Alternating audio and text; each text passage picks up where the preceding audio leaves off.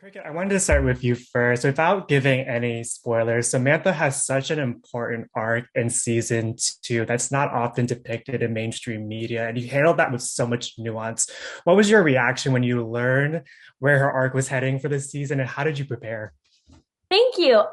Yeah, I think that I'm just so grateful that she gets to show that side and spread awareness. I really was very grateful to have that depth because season one, I love season one, but I was like, she's just so happy go lucky. She's just so whatever. So when I found she was going to have this other side, I was really excited to be able to lean into that. All these girls have gotten to show such amazing, more dramatic acting, and I just hadn't had that chance really yet. So I think just getting to really dive into that to prep a lot of sad music. I just was like about to do scenes and I was like, nobody speak to me. My like shattered playlist is on because like my heart's shattered. Anyway, so I just music really helps me out and get the zone. Speaking of music, Tisha, in addition to the incredible work that you've done on screen, you're also a singer-songwriter. If you had to write a song about Mouse's arc in season two, what would it be and what would you call it? Oh my gosh. I I mean, I would call it House because it's like that's the ship name. We're one of the two ship names, Mm. Marker House. But it would honestly be an indie folk like storyline about just how Harper has made Mouse more confident in who she is and just going into her own. Great answer. And one of the central themes of this show is about discovering your voice. Tiana, you've said in the past that one of your purposes as a creative is to be the representation that you didn't get to see on screen. What has it meant to you to know that you're paving the way for future generations where they won't have to experience something similar? And how rewarding has it been being able to see the response on social media?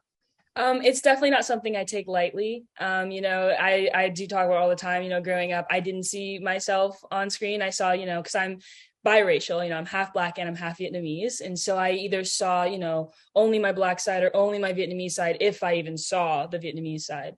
And so for me, being able to portray my heritage and hopefully reach some little biracial girls out in the world and to be able to portray a character who's so strong and sets such a good example for them and who can see strong girls who, in our show love each other and aren't pitted against each other. I think it's an amazing opportunity and I'm so grateful to have it. And to be able to do it alongside some of these girls that I consider my best friends is an absolute treat. And this is a question for the group, but these characters are so complex and layered. If you could play another character on the show, who would it be and why? I'm playing Coach Corn because I want to throw a chair, period. Done, done, done, done, done, done.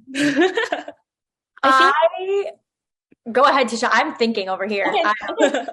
I feel like I'd play Samantha because I've personally had experience with anxiety and depression, and that's something that I've like it's near and dear to my heart, and I want to portray that to the world too. Guys, I really don't know. This is hard. That's a really, really good question. I kind of want to go off the wall. Maybe I would play Sherilyn because I want the authority, honestly. Like, I want to be behind that desk that nobody steps behind unless you're Miss Yvette. And I want to just like have the power. Yeah, all of your fellow castmates actually all said the adults too. Really? Yeah. Because they have so much fun. They get to just like be like so. I feel like they're just such strong representations of their characters. You know what I mean? They have such strong like beings and personalities. It's just fun to be that extreme. I got one final question for the whole group. And season two looked like so much fun to film. It's so much fun for audiences to watch. Is there a particular scene or episode that you're really excited for fans to see when it drops on October 12th? So much comes to mind, but one scene that was extremely fun to film. Well, two came to mind. I'm going to go with this one. In the first episode, there is a scene where we all, as well as Sarah, who plays Ava, break into a school and do a little bit of damage. And that scene to film was, I mean, so much fun because we're just acting out as if there are crickets all around us and there are not. So we're just like freaking out. It was one of the funniest scenes. We got like smacked each other in the head. Like we're crying. It was so funny. It was just so funny. Yeah, I actually completely forgot because it was the first scene we shot. And like now that was so long ago, I completely forgot about the day. That was so funny because they were like, we need more crickets. We're like, okay, well, first off, there's none here. So like just more, like imagine there's more. And we were literally like grabbing each other and like hitting. That was actually the funniest day ever. Yeah, I'd have to say that. I don't it was so funny, and we were like so delirious at the end of it, and we were like, what's going on? We were just like laughing the entire time. Yeah, I got to the point where every take we were actually just joking around, and they were like, we love it, keep going, keep going.